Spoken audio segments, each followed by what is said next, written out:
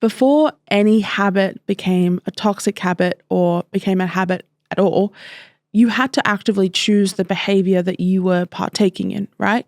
Somehow you stumbled upon this thing that made you feel better and you actively chose to partake in it. But over time, the repetition actually transferred the behavior into a completely different region of your brain called the basal ganglia. So when we begin with a habit, it starts in the prefrontal cortex, then it moves into this deeper part of our brain when our brain begins to associate it with relief.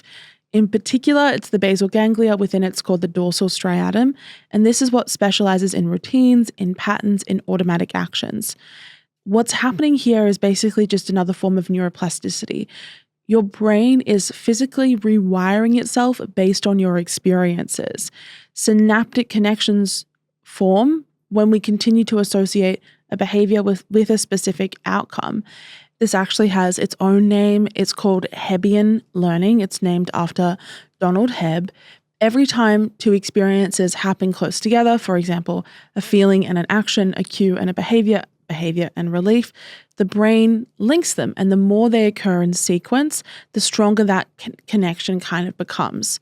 So if periods of stress are followed by scrolling, or loneliness is followed by texting someone who isn't good for you, or social anxiety is followed by pouring another glass of wine or having a cigarette, the brain learns that connection. And here is the emotional part science often overlooks. These feelings, these habits persist because they are preventing us from feeling something worse. That is really what this whole loop, this whole pattern thing is bringing us to. The emotional need remains. The emotional pain remains.